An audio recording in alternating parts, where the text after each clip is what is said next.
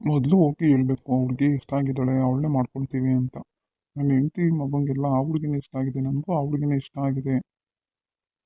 ಯಾರಿದು ನಮ್ಮನೆ ಕಡೆನೇ ಬರ್ತಾ ಇದಾರಲ್ಲ, ಯಾರನ್ನೂ ಇವ್ರನ್ನ ನೋಡ್ದಂಗೆ ಆಗಿಲ್ವ? ನಮ್ಮೂರವ್ರು ಅಂತೂ ಅಲ್ಲ ಅನ್ಸುತ್ತೆ ಇವರು. ಯಾರೋ ಸಿಟಿಯವರು ಅನ್ಸುತ್ತಲ್ಲ, ನಮ್ಮನೆ ಕಡೆನೇ ಯಾಕೆ ಬರ್ತಾ ಇದಾರಲ್ಲ ಇವರು? ಏನೋ ನೋಡೋಣ, ನಮ್ಮನೆಗೆ ಬರ್ತಾರಲ್ಲ ಅವಾಗ ಕೇಳ್ತೀನಿ. ಹಾಂ, ತ್ರಿವೇಣಿಯವರು ಇದ್ದಾರಾ? ಹಾ ಹೇಳಿ, ತ್ರಿವೇಣಿಯವರಪ್ಪ ನಾನೇನೆ. ಓ ಹೌದಾ, ನೀವು ಸಿಕ್ಕಿದ್ದು ತುಂಬ ಒಳ್ಳೇದೇ ಆಯಿತು. ಅವತ್ತು ನಾವು ನಿಮ್ಮ ಹುಡುಗಿನ ನೋಡೋಕ್ಕೆ ಅಂತ ಬಂದಿದ್ವಿ, ಆದರೆ ನೀವು ಸಿಕ್ಕಿರಲಿಲ್ಲ. ಅವತ್ತು ಊರಿಗೆ ಹೋಗಿದ್ರಂತೆ. ಹೌದಾ, ಯಾವತ್ತು ಬಂದಿದ್ರಿ? ನನಗೆ ಗೊತ್ತಿಲ್ವಲ್ಲ, ನನ್ನ ಮಗಳನ್ನ ಈ ವಿಚಾರ ಹೇಳಿಲ್ವಲ್ಲ. ಹಾಂ ಇಲ್ಲ, ಬಂದಿದ್ವಿ ಅವತ್ತು. ಅಂದರೆ ನಿಮಗೆ ವಿಷಯ ತಿಳಿಸಿರ್ಲಿಲ್ಲ, ಸಡನ್ನಾಗಿ ಬಂದಿದ್ವಿ. ಅದಕ್ಕೇ ನಿಮ್ಮ ಮಗಳನ್ನೂ ಹೇಳೋದು ಮರ್ತಿರಬೇಕು ಅನಿಸುತ್ತೆ. ಓ, ಇರ್ಬೇಕು ಅನ್ಸುತ್ತೆ. ಬನ್ನಿ ಬನ್ನಿ, ಒಳಗಡೆ ಬನ್ನಿ. ನಾನು ನೋಡಿ ನಿಮ್ಮನ್ನ ಆಚೆನೆ ನಿಂತ್ಕೊಂಡು ಮಾತಾಡ್ತಾ ಇದ್ದೀನಿ, ಬನ್ನಿ ಒಳಗಡೆ. ಹಾಂ ಕೂತ್ಕೊಳ್ಳಿ, ನನ್ನ ಮಗಳು ಹೊರಗಡೆ ಹೋಗಿದ್ದಾಳೆ ಇಲ್ಲೇ ಎಲ್ಲೋ.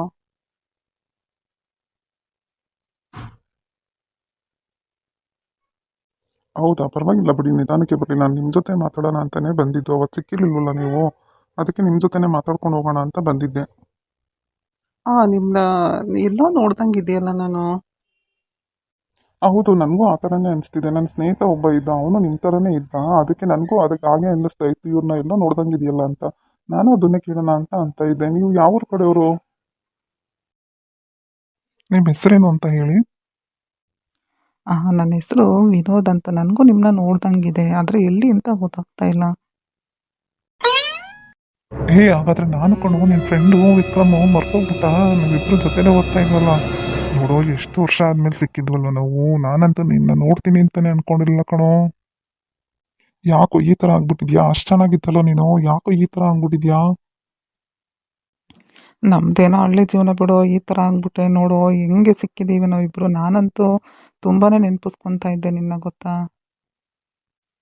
ನನಗೂ ತುಂಬ ಖುಷಿ ಆಯಿತು ಕಣೋ ನೀನು ಸಿಕ್ಕಿದ್ದಂತೂ. ನಾನು ಈ ಜನ್ಮದಲ್ಲಿ ನಿನ್ನ ನೋಡ್ತೀನಿ ಅಂತಲೇ ಅಂದ್ಕೊಂಡಿರಲಿಲ್ಲ, ಗೊತ್ತಾ? ನೋಡು, ನನ್ನ ಮಗನಿಗೆ ಹುಡುಗಿನ ಹುಡುಕ್ಬೇಕಾದ್ರೆ ನೀನು ನನಗೆ ಸಿಕ್ಕಿದ್ಯಾ. ನೋಡು, ಇಷ್ಟು ದಿನ ನಾವು ಫ್ರೆಂಡ್ ಆಗಿದ್ವಿ.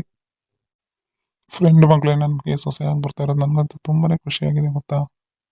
ಹೌದು ಕಣೋ, ಏನು ಮಾಡ್ಕೊಂಡಿದ್ಯಾ? ಹೇಗಿದ್ಯಾ ನೀನು? ಎಷ್ಟು ವರ್ಷ ಆದಮೇಲೆ ಸಿಕ್ಕಿದ್ಯಾ ನೀನು ನನಗೆ? ಏನಿಲ್ಲಪ್ಪ, ನೋಡು ಹೆಂಗಿದ್ದೀನಿ, ಚೆನ್ನಾಗಿದ್ದೀನಿ. ನನ್ನದೇ ಆದ ಫ್ಯಾಕ್ಟ್ರಿ ಇದೆ, ಅದನ್ನು ನೋಡ್ಕೊಂಡಿರ್ತೀನಿ. ನನಗಿಬ್ರು ಮಕ್ಕಳು, ಒಬ್ಳು ಮಗಳಿದ್ದಾಳೆ, ಅವಳಿಗೆ ಮದುವೆ ಆಗಿದೆ.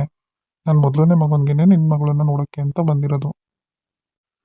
ಹೌದೇನೋ, ಹೋಗ್ಲಿ ಬಿಡು. ಏನೇ ಇದ್ರಲ್ಲಾದ್ರೂ ನಾನು ನೀನು ಸಿಕ್ಕಿ ಒಂದಾದ್ವಲ್ಲ. ನಾನಂತೂ ನಿನ್ನ ನೆನಪಿಸ್ಕೊತಾನೆ ಇದ್ದು ಕಣೋ ಯಾವಾಗ್ಲೂ. ಆದರೆ ನೀನು ಸಿಕ್ಕಲೇ ಇಲ್ಲ. ಯಾಕೆ ಆ ಊರು ಬಿಟ್ಟು ಇಲ್ಲಿ ಬಂದು ಇದು ಇದ್ದೀರಾ ನೀವು? ಹೌದು ಕಣೋ, ಅಲ್ಲಿ ಅಪ್ಪ ಅಮ್ಮ ಇಬ್ಬರು ಹೋಗ್ಬಿಟ್ರು.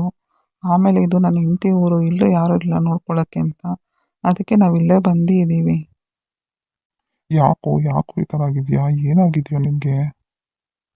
ಏನಿಲ್ಲ ಕಣೋ, ಸ್ವಲ್ಪ ಹುಷಾರಿಲ್ಲ ಅಷ್ಟೇ, ಅದಕ್ಕೋಸ್ಕರ ಹೀಗಾಗಿದ್ದೀನಿ ಅಷ್ಟೇ. ಮತ್ತೆ ಇನ್ನೇನಪ್ಪ, ನನಗಂತೂ ನಿನ್ನ ಮಗಳನ್ನ ಮಾಡ್ಕೊಳ್ಳೋದ್ರಲ್ಲಿ ಸಂಪೂರ್ಣ ಒಪ್ಪಿಗೆ ಇದೆ. ನೀನು ಬಾ ನಮ್ಮ ಮನೆಗೆ.